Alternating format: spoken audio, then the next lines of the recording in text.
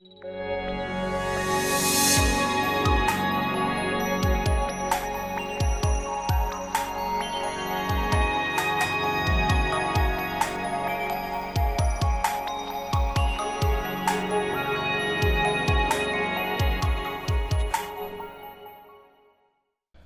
Cafe 7 में आइए आज सुनते हैं माँ पढ़ती है ये कहानी। इसके लेखक हैं शिमला से SR हरनोट। कई महीनों बाद गांव गया हूं, वहां माँ अकेली रहती है। आज घर का दरवाजा खुला है, वरना ऐन तड़के दरवाजा उठकर बाहर का काम निपटाने चली जाती हैं। सुबह का सारा वक्त गौशाला में बीतता है। पशुओं को घास पत्ती देते, गाय दोहते, गोबर फेंकते। इस समय भी माँ भीतर नहीं है। मैं उनके कमरे में चला आया हूं। सूरज निकलते ही पहली किरण उनके कमरे में पड़ती है। आज किरणों के साथ मैं हूं। उनका कमरा जितना अपना लगता है उतना ही अकेला है, पर तरह तरह की चीजों से भरा हुआ है, उसी तरह जैसे उजास भीतर भर जाया करती है। ऊपर लकड़ी की छत में जगह जगह मकड़ी के जाले हैं, नीचे की तरफ झूलते, उनमें कई मक्खियां मरी फंसी हैं। यही हाल दीवारों का भी है। कई जगह जालों पर कीड़ा जम गया है, जगह जगह सामान बिखरा पड़ा है, कोई चीज तरतीब से नहीं है। दरवाजे के भीतर आते दाईं ओर दूध पिलाने का घड़ा रखा है, उस पर मैला सा कपड़ा है। माँ जब चूल्हे के पास दूध पिला के फारिग होती होगी तो इसे यहाँ ले आती है। बाईं तरफ एक टोकरा है, उसमें अनकाती ऊन भरी है। उनकी तहों के ऊपर कुछ थींगे हुए ऊन के फाहे हैं। एक किनारे तकली रखी है, एक कोने में खजूर की पत्तियां बिखरी पड़ी हैं, उनके बीच कई बुनी हुई खजूर की पट्टियां हैं। दूसरे कोने में छोटी सी पुरानी टेबल, उस पर टेलीविजन रखा है। सिरहाने बिल्कुल साथ, कनस्तर पर मैला सा कपड़ा है, उस पर टेलीफोन है। बिजली के बल्ब पर धूल ने पूरी तरह अधिकार जमा लिया है, उसका रंग बदरंग हो गया है। माँ के सिरहाने के ऊपर की ओर भीत पर एक कील में लकड़ी का चकोटा टंगा है, उस पर डिबरी रखी है। छत के धुएं ने एक लंबी लकीर बना दी है। जब बिजली चली जाती होगी तो माँ इसे जला लिया करती है। कमरे में बीड़ी की बास पसरी है। चारपाई के नीचे देखता हूं तो वहां भी कई चीजें बिखरी पड़ी हैं। अधबुझी बीड़ी के टुकड़े, दिया सलाई की जली तीलियां, एक खजूर के पटड़े पर सूखा अनारदाना, कुछ आंवले, 8-10 अखरोट, 5 अनछली हुई पकी हुई मक्कियां। एक दूसरे कमरे में बंधी हुई पहली फसल की मक्कियां देवता के लिए रखी होंगी। 2-4 गठरियां जिनमें कई किस्म की दालें हैं। इतनी चीजें माँ के साथ रहती हैं, उनसे जुड़ी हैं, उनकी साथी संगी हैं। लेकिन मैं इनके बीच एक कमरे में अकेला बैठा हूं। वे जैसे मुझे पहचानने का प्रयास कर रही हैं। कभी लगता है कि वे सभी मेरा उपहास उड़ा रहे हैं। माँ, घर का आंगन द्वार, खेत खलिहान, जमीन जायदाद सब मेरे हैं, पर आज मैं इनसे कितनी दूर चला गया हूं। सूरज घर की छत के कोने से आगे सरक गया है। किरणें सिमटती हुई आंगन में चली गई हैं। कमरे के उजाले को अपने साथ लेती हुई सुबह की बेला में अंधकार का एहसास होने लगा है। यह अंधेरा बाहर से कहीं ज्यादा मेरे भीतर पसरा है। हालांकि मैं माँ के कमरे में हूं, उनके बिस्तर पर बैठा स्नेह की गंध से भीग गया हूं, लेकिन परसों घर के बाहर रहने का एहसास उस स्नेह को मन तक नहीं पहुंचने देता। याद ही नहीं रहा कि मेरे हाथों में किताबों का एक पैकेट भी है। इन नई पुस्तकों को मैं माँ को भेंट करने लाया हूं। आज तक एक भी पुस्तक छिपने के बाद उन्हें नहीं दे पाया, ना ही उन्हें कभी पुस्तक विमोचन समारोह में ही बुला पाया। जब भी कोई किताब आई, मैंने उसे राज्यपाल या मुख्यमंत्री से ही रिलीज करवाया है, ये जानते हुए भी कि उन लोगों का साहित्य से कुछ लेना देना नहीं है। बिल्कुल उसी तरह जैसे मंचों से गरीबी हटाने के नारे लगाने वालों का गरीबों से कोई लेना देना नहीं होता। कागजों पर गांव और उसके परिवेश की सौंधी खुशबू बिखेरने वाले हम लेखकों का जैसे वहां की गोबर मिट्टी से कोई वास्ता नहीं होता। यानी पल भर का छलावा, झूठी शान, या यूं कह लें कि घर फूंक तमाशा देखने भर की बात। ऐसा भी नहीं है कि मैं मां को बुलाना नहीं चाहता था या कि उनकी यादें उस समय मेरे साथ ना होती थीं, लेकिन कई डर मन में घर किए रहते। सोचा करता कि आज का माहौल बिल्कुल अलग तरह का है। मां कैसे इन बड़े लोगों के बीच अपने को एडजस्ट कर पाएगी। सबसे पहले तो उसका बस में बैठना ही किसी मुसीबत से कम नहीं। बैठते ही उनकी तबीयत खराब हो जाएगी, उल्टियां करने लगेंगी। थोड़ा आराम मिलेगा तो बीड़ी और माचिस निकाल लेंगी और शॉल की ओट में झटपट सुलगा कर पीने लग जाएंगी। एक दो दम लेते ही खांसी ऐसे शुरू होगी कि अभी प्राण निकल जाएं।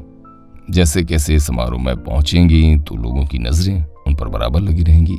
बिना प्रेस किए कपड़े, प्लास्टिक के जूते उपहास बनने लगेंगे। फिर उनके मुंह से बीड़ी की बास आती रहेगी। उनके बाल भी ठीक तरह से नहीं होंगे। हालांकि शॉल सिर पर ओढ़े रखेंगी, पर काले सफेद बालों की आपस में बटी हुई लड़ियां नीचे तक लटकी होंगी। उनके बीच घास के तिनके और सूखी पत्तियां फंसी होंगी। जैसे ही लोगों को मालूम होगा कि मेरी मदर आई हैं, तो वे बार बार उनके पास बधाई देने जाएंगे, बात करना चाहेंगे, कई कुछ पूछने लगेंगे। लेखक पत्रकार बंधु तो बातें कुरे देंगे। फिर पता नहीं मां किस तरह बात करेंगी, पता नहीं क्या उल्टा सीधा बोल देंगी। बातें करते करते उन्हें खांसी आ गई तो किरकिरी हो जाएगी। फिर कहीं उन्हें बीड़ी की तलब हो आई तो झट से सुलगा कर वहीं पीना शुरू कर देंगी। उसके बाद जलपान शुरू होगा तो वो छुरी कांटे से तो खा नहीं सकेंगी। खाते हुए सभी का ध्यान उसके हाथों पर अवश्य जाएगा। गांव में घास पत्ती काटते, गोबर फेंकते, दूध पिलाते, लकड़ियां काटते, चूल्हे में रोटी सेंकते हाथ बेवाइयों से भरे होंगे। उनके गोबर मिट्टी की बास भी आएगी। भले ही लोग मुंह पर कुछ नहीं बोले, पर बातें तो बनाएंगे ही कि इतने बड़े लेखक की मां ऐसी है, निपट गंवार। ये सब कुछ सहन भी कर लूंगा, फिर बच्चों की खरी खोटी सुननी पड़ेगी। इन स्मृतियों में खोए खोए मां के बिस्तर पर लेट जाता हूं। ऐसा लगता है कि मेरा बचपन लौट आया है। उस चारपाई पर जैसे मां की गोद में सोया हूं। पालने में मां मुझे झूला झुला रही है। ये सुख और स्नेह बरसों बाद मिला है। मन कर रहा है कि यहीं सोया रहूं, कभी उठूं ही नहीं।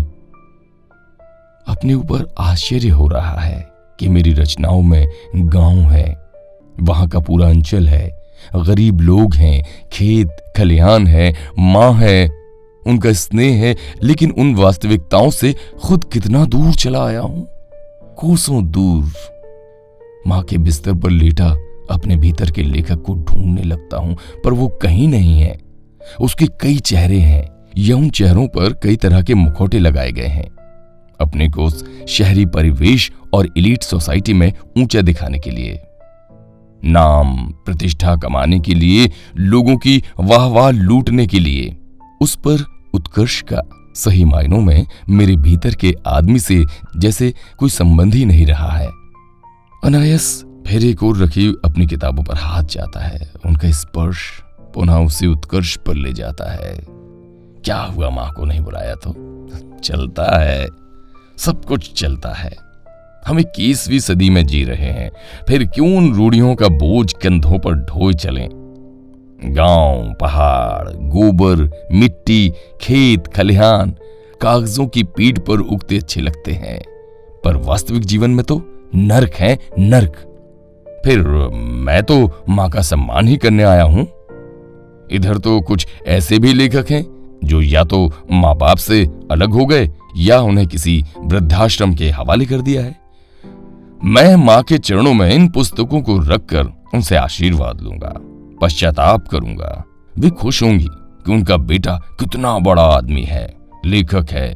वे पुस्तकें जैसे मेरे अहंकार को और भी भव्य बनाए जा रही हों। यही सब सोचते विचारते मां के सिरहाने पर हाथ पड़ता है। कुछ चुपता महसूस होता है। मैं लेटे लेटे दाएं हाथ पीछे करके सिरहाने के नीचे डालता हूं तो चौंक जाता हूं। हड़बड़ी में उठता हूं और सिरहाने को एक तरफ खींच देता हूं। कोई किताब है। बाहर खींचता हूं तो स्तब्ध रह जाता हूं। आंखें उसके आवरण पर धंसती चली जाती हैं। मेरी सांस रुकने लगी है। जिस्म का सारा खून जैसे शिराओं में जम गया है। ये मेरी नई पुस्तक है। पागलों की तरफ सिरहाने की तरफ के खिंदड़ों की तहों को हटाता हूं और उसके नीचे रखी सभी किताबों को बाहर खींच लेता हूं। सभी मेरी हैं। भ्रम होता है कि कहीं अतीत में विचरते हुए मैंने ही अपना पैकेट वहां तो नहीं रख दिया है, पर वो पूर्ववत था, मेरे ही पास पड़ा हुआ। उसे खोलता हूं। जो पुस्तकें मैं लाया हूं वे सभी उसी में हैं। मां के सिरहाने तो दूसरी प्रतियां हैं। पहली पुस्तक हाथ में लेता हूं, उसे उलटता पलटता हूं। उसके भीतर पृष्ठों में जगह जगह घास के तिनके हैं।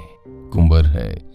मां जब घास काटने घासनी में जाती होगी तो वहां बैठकर उसके पन्नों को उल्टा पुल्टा करती होंगी। दूसरी पुस्तक उठाता हूं, उसे देखने लगता हूं। उसके पन्नों से सरसों के फूलों की भीनी भीनी खुशबू आ रही है।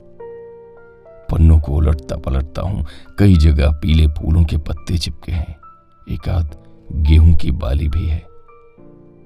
मां जब खेतों में साग चुनने जाती होंगी तो बैठकर उसके वर्कों को देखती बदलती रहती होंगी। अब तीसरी किताब हाथ में लेता हूं। ये मेरा उपन्यास है। उसके भीतर से रात की रानी की खुशबू आ रही है और कमरे में फैलने लगती है। अनायास ही नजर आंगन के उस पार चली जाती है। वहां रात की रानी का पौधा है। कितना बड़ा हो गया है। उसकी टहनियां चारों तरफ बिखरी हैं। मन बहुत पीछे चला जाता है। गर्मियों की रातें जब चांदनी से नहाई होती तो मां अक्सर मुझे गोदी में लिए यहां बैठा करती। कई कहानियां सुनाती। किताब के पृष्ठों के बीच रात की रानी के फूल पड़े थे। इसे मां चांदनी रातों में वहां बैठकर देखा करती होंगी। चौथी पुस्तक में आटे और लस्सी की सुगंध रची बसी है। पृष्ठों पर जगह जगह आटे में सनी हुई हाथों की उंगलियों के निशान हैं। कहीं कहीं मक्खन की चिलहट ने अक्षरों को मिटा दिया है। मां रोटियां पकाते या फिर दूध पिलाते इसे निहारती अवलोकती होंगी। पांचवी कृति अब मेरे हाथ में है। उसके पन्नों से घने अंधेरे की गंध आने लगी है। उसमें बीड़ी की बास घुल गई है। पुस्तक के वर्कों को देखता हूं, पलटता हूं। कई जगह अक्षर धुल गए हैं। बीच बीच में जली हुई बीड़ी की राख भी लगी है। एक जगह मरा हुआ जुगनू चिपक गया है। शायद मां इसे घनी रात को बिस्तर पर हाथ में लिए हुए बांचती होंगी। मेरी याद आने पर रो लेती होंगी और फिर देर तक यूं ही बैठी बीड़ी पीती रहती होंगी। अब छठी पुस्तक सिरहाने के नीचे से खींचता हूं। मन अस्थिर होने लगा है। भीतर बौखलाहट होने लगती है। माथे से पसीना चू रहा है। उस किताब के भीतर पिता की कई पुरानी तस्वीरें हैं। उसमें कहीं मां है तो कहीं मैं हूं। मां अपने इस लेखक बेटे के वैभव और उत्कर्ष को पिता की स्मृतियों में बांट लिया करती होंगी। अब उसे किनारे रखकर सिरहाने में फिर कुछ ढूंढने लगता हूं। बिस्तर की तहों में एक और किताब मिलती है। उसे निकालता हूं। ये मेरी 7वीं पुस्तक है। देखता हूं तो आश्चर्य की सीमा नहीं रहती। ये नई किताब है। इसका विमोचन सप्ताह पूर्व ही हुआ है। उसके वर्कों से गोबर की गंध आ रही है। बाहर भीतर कई जगह गोबर सने हाथों के निशान पड़े हैं। एक दो जगह भेड़ की सफेद ऊन के रेशे भी हैं। मां उसे गौशाला के आंगन में पशुओं के बीच बैठकर देख लिया करती होंगी। आंखों से आंसुओं की झड़ी लग गई है। याद नहीं आता कि अपने जीवन में कभी इतना रोया हूं। मेरे भीतर का वैभव, उत्कर्ष, बड़े बने रहने का दम बूंद बूंद मां के बिस्तर पर झरने लगा है। मैं जैसे उस बिस्तर की तहों में खटमल की तरह घुसता धंसता चला जा रहा हूं। मेरा रोया रोया अचरज और शर्मिंदगी से भर गया है। सिर टांगों के भीतर धंसता जा रहा है। इस दीनता की स्थिति के बावजूद भी उस रोने का कोई सुख मुझे अधिक गिरने नहीं देता। ऐसे लगने लगता है जैसे माँ के कमरे की वे सभी चीजें मेरे अंतस में अगाध स्नेह और ममता के सागर उड़ेलते चली जा रही हूं। मुझे सामान्य और सहज होने में मेरी भरपूर मदद करती चली जा रही हैं। मैं अपने आप को संभालता हूं। अचरज होता है कि मन हल्का हो गया है, बिल्कुल उसी तरह जैसे बचपन में किसी जिद में रोते रोते माँ की गोद में सो जाया करता था, और जब उठता तो बिल्कुल सहज। तभी किसी की आवाज भीतर के सन्नाटे को तोड़ देती है। दादी, दादी, अखबार। मां इस समय गोबर फेंक रही है। आवाज सुनते ही टोकरा नीचे फेंक दिया और झटपट डाकिये के हाथ से अखबार छीन लिया है। मैं बिस्तर से उठकर दरवाजे की ओर से सब कुछ देखता हूं। वो अमर सिंह डाकिया है। उसका घर हमारे घर से कुछ ही दूरी पर है। वो बराबर मां के पास आता जाता रहता है। सारी बातें समझ आने लगी हैं। मां अखबार देख रही है और डाकिया बीच के पृष्ठों में कुछ मां को दिखा रहा है। मां उस अखबार को भीतर ले जाकर कहीं गौशाला में रख देती हैं और पूर्ववत गोबर फेंकने लग गई। मैं मां के बिस्तर पर बिखरी किताबों को समेटने लगता हूं और उसी तरह उनके सिरहाने रख देता हूं और अपनी किताबों का पैकेट उठाकर बाहर निकल जाता हूं। लग रहा है कि कई मनोबोझ किसी ने सिर पर लाद दिया है। मां अब बाहर का काम निपटा कर भीतर आ रही है और मैं बिल्ली के पांव वहां से खिसक लेता हूं। तो ये थी कहानी मां पढ़ती है। कैसी लगी आपको ये कहानी और हमारा प्रयास? अगर आपको ये कहानी और हमारा प्रयास पसंद आ रहा हो तो हमारे इस चैनल को लाइक, शेयर और सब्सक्राइब करना बिल्कुल ना भूलें। और हाँ, हमारी ये कहानियां आप तक सबसे पहले पहुंचे इसके लिए बेल आइकन दबाना बिल्कुल ना भूलें। खूब खुश रहें, अपना और अपनों का खूब ध्यान रखें। नमस्कार।